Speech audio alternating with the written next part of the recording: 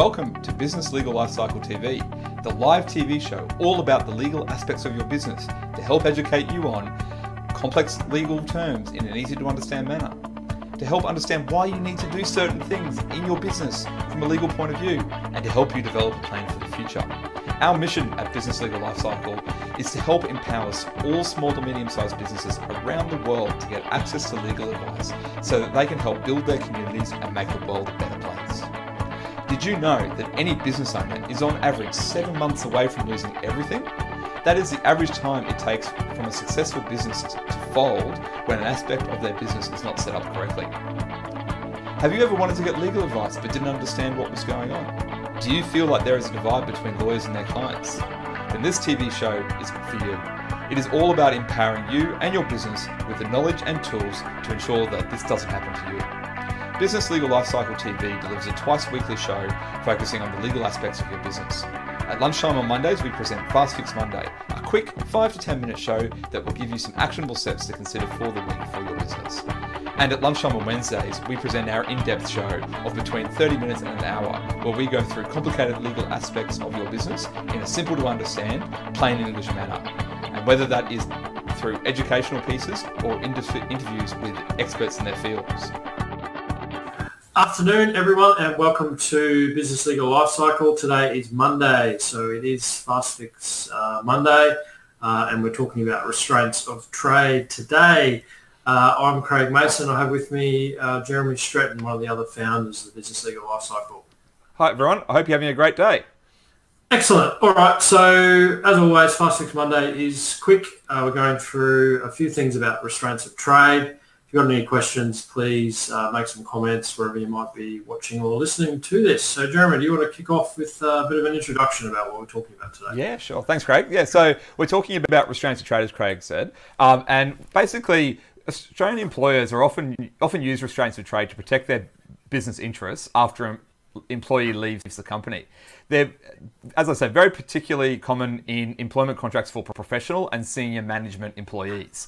A typical restraint of trade clause prevents a departing employee from working for a competitor in a capacity for a specified period.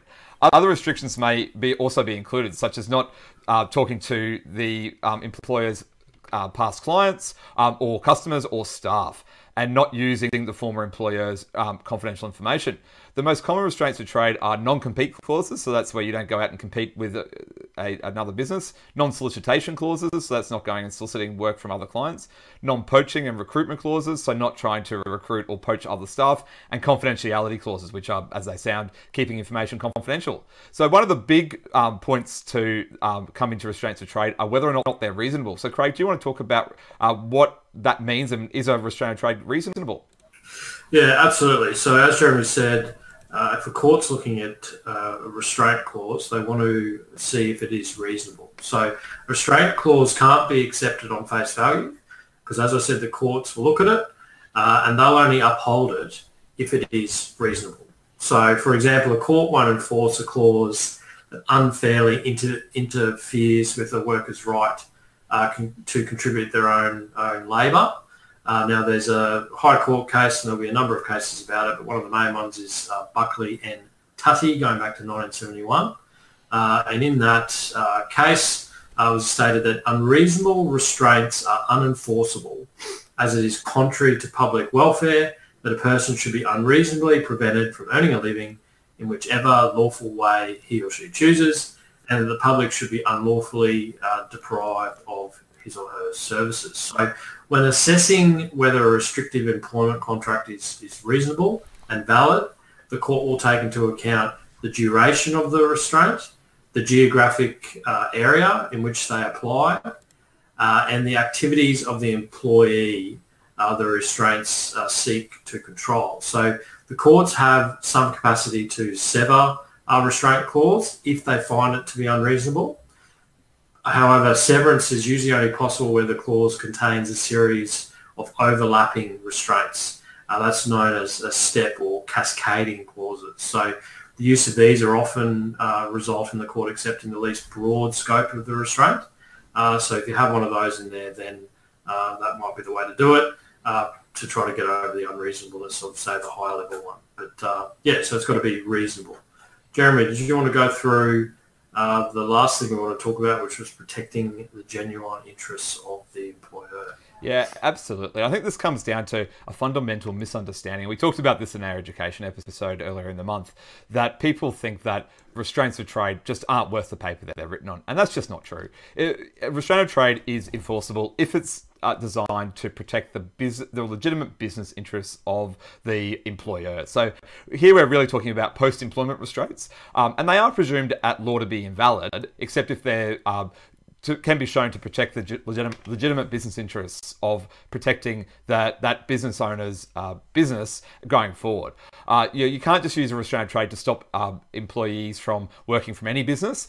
You've got to show that there's actually legitimate reasons behind them not being able to do that. So for instance, when we talk about non-compete clauses, often they're drafted as you will not compete for a competitive business within a geographic area of, say, of Brisbane. If you're most types of businesses, that's not going to be reasonable because there are so many other businesses that could be competing with that business. So it wouldn't be legitimately protecting their business interests to say that they couldn't act or provide work for any other business. Whereas poaching clients is probably a reasonable thing, a legitimate business interest to protect.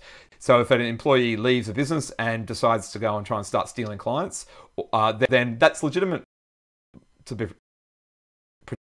protect. If they want to, stop, and if they are legitimate and it is right for you to protect them, then the courts are going to allow you to protect your your business by stopping your employees from doing things that are improper, and those restrictive covenants will be held to be valid.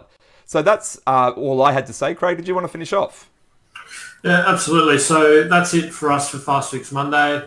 We've been discussing restraints of trade, whether or not they're reasonable and protecting the genuine interests.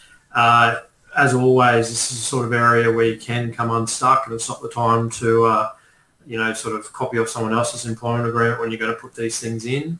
You need to seek the right advice from your team of advisors. Please, if you have any questions, please get in contact with us via Facebook or wherever else you might be listening or watching this. Happy to help with any questions that you might have. Thanks for joining us. We'll see you again on Wednesday. See you on Wednesday.